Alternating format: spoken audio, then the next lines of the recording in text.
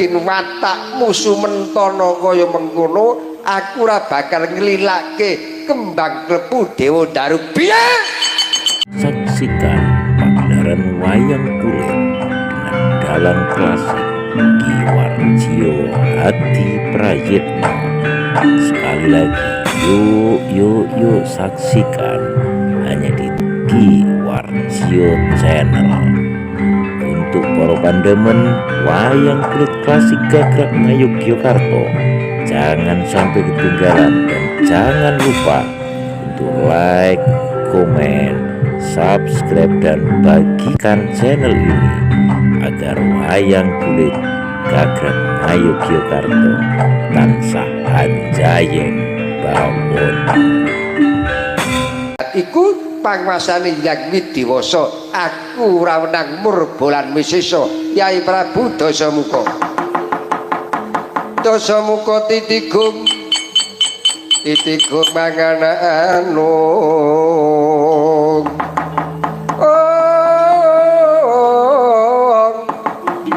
Kang wis mati urip maneh Trinenggo Aji Panca Sunya.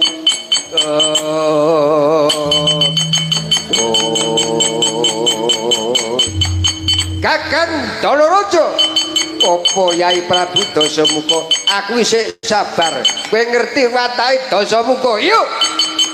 Oh Yai, kowe aja kaya ngono, aja sumentana kaya ngono.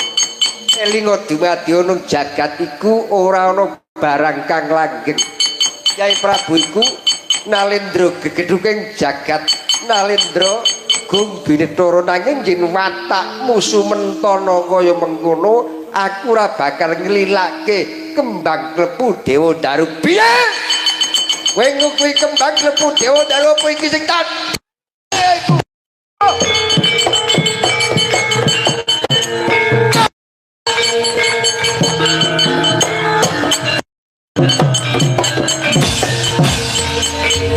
di memono kaangke panjen kowe kawit biyen nganti saiki ora tau akur karo aku. Ora kelingan jaman bedahe Lokapala. Kowe ngukui pusaka tinggalane Kanjeng Rama Begawan Wisrama, kowe karep wani karo Dasamuka.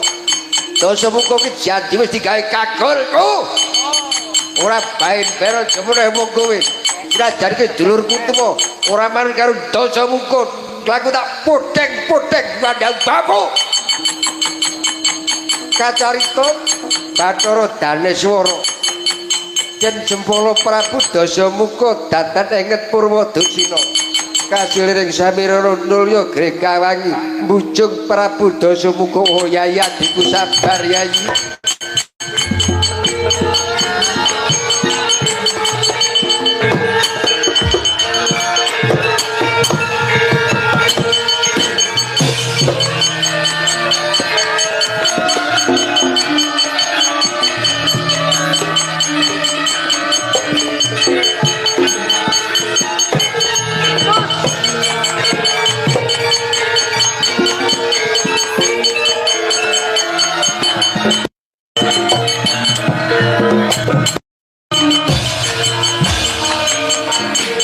Wajudi aku biyen tak jarwani ya Yai. Jaman bedahe Lokapala bribing perkara kuwi biyen tak wenehi sejarah. Tak wenehi sejarahe ya. Rungokno. Mula bedahe Lokapala nganti kelakon rikala semana ana negara Ngalengka ana sayembara Dewi Sukeksi ku dadi penglamaraning para ratu. Rama arep mala kramake karo pun kakang ning tentekane dialap dhewe. Tak jarwani ya Yai. Mula aku biyen nganti wani karo Kanjeng Rama Begawan Wisrama nganti tak uman-uman ana tengahing alun-alun jebul aku luput marang Kanjeng Rama. Iwang Bathara Narada paring duka karo aku. Senajan luput kinaya ngapa Rama ku sing ngukir jiwa ragaku. Ora wenang aku nguman-uman ana negara Ngalengka diraja rikala semana.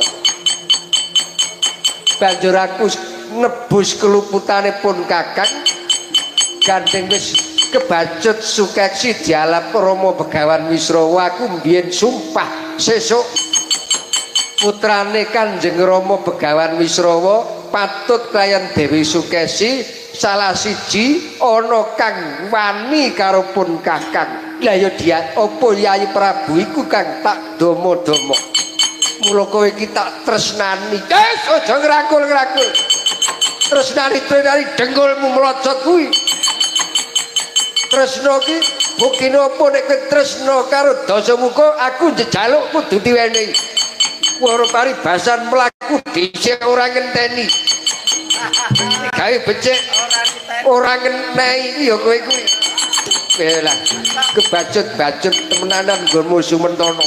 Mung kari ngulungke apa ora? Kembang klepu Dewarna.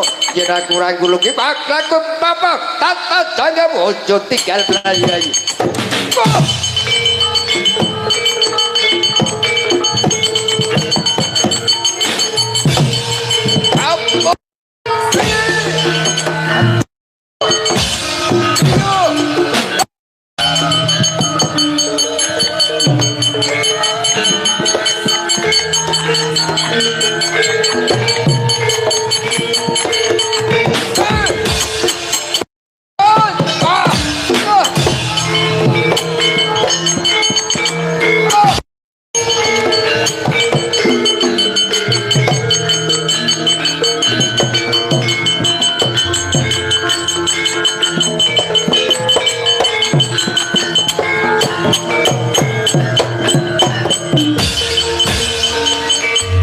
Tatas janggane Bathara Daneswara kadigis mawisyuh pengabedya Prabu Dasamuka eling-eling.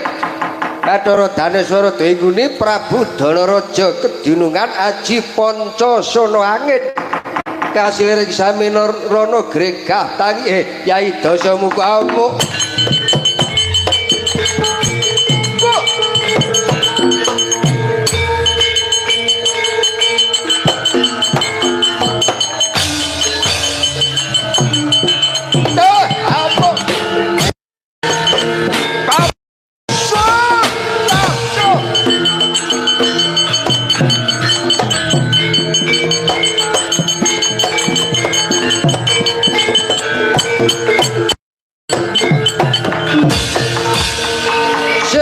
Rayu Prabu Dasamuka den damu Bathara Daneswara eling-eling Prabu Dasamuka Nalendra kena lara luputing pati Matyus dira kaping 7 datar kebacuting tiwas awit kedirungan Aji Pancasona bumi wandane sesinangga bumi saged walu tumaing jati mbujung kridane mungsuh Kakang Danaraja.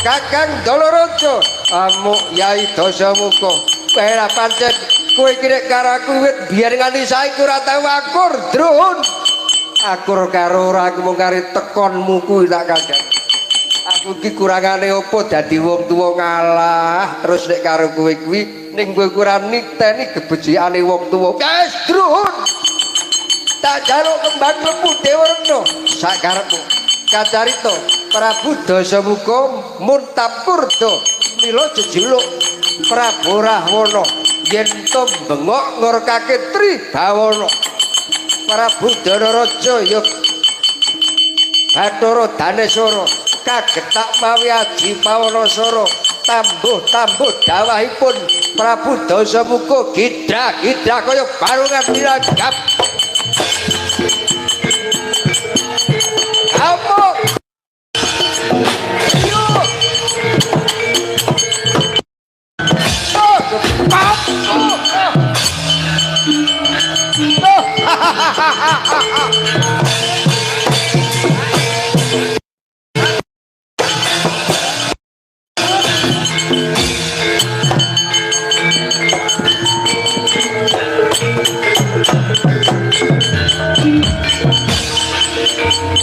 Samuka titikung titik berani mangan anung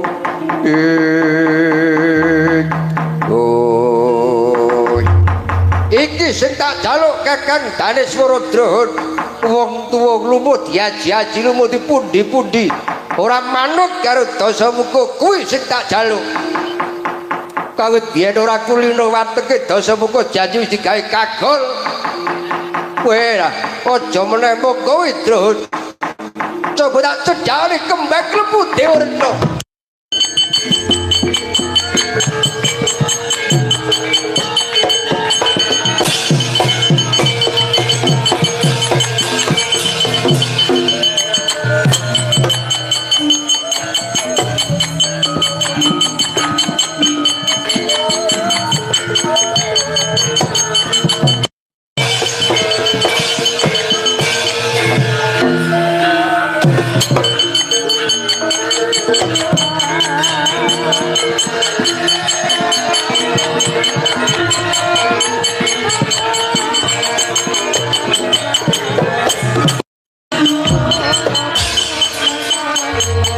apa iki kembang klebu Dewa Retna lha upama iki wujude ora memper mencorong mama cahya ya bakal tak gawa ana negara kalengka dirujuk sebut tak jebol kacarita watak Prabu Dasamuka agan jere pengangkas medya jebol kembang klebu Dewa Retna eling-eling Prabu Dasamuka titah kekasih Dewa Digdaya Sekti Mandraguna menapa ingkang sinedya saged kasembadan kembang klebu Dewa Daru den dongkel katut sadangkele kundur boten gari kalengka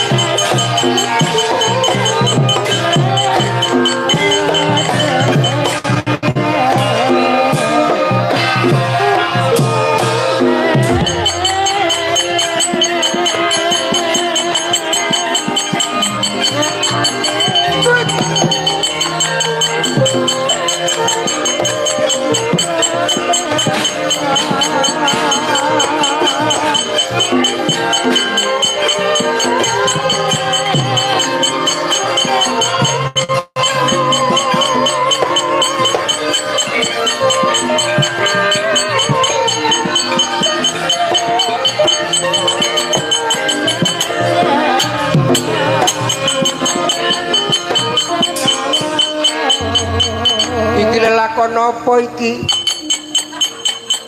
kaya barungan gedra-gedra kok suwe-suwe juk klentuk alah adu-adu digawa tekan kene mung turu ora memper gedra-gedra kaya barungan tean-tean mak klintek saka dayane apa diwaji kula aturi wungu diwaji jagat Dewa Bathara paman kala mrica lho pancen perbawane kembang klebu Dewa Darwampuh bareng tak gawa tak gendong saka mburi aku kaya barungan ditanggap gawa saka kayangan deder penyu perbawane aku dadi ngantuk lah napa nggih iya kula ora percaya nek ora percaya buktekke nggih sedika kula niku nek panjenengan menika digdaya niku nggih mboten maiben panjenengan niku digdaya ning menang pengalaman kala mrica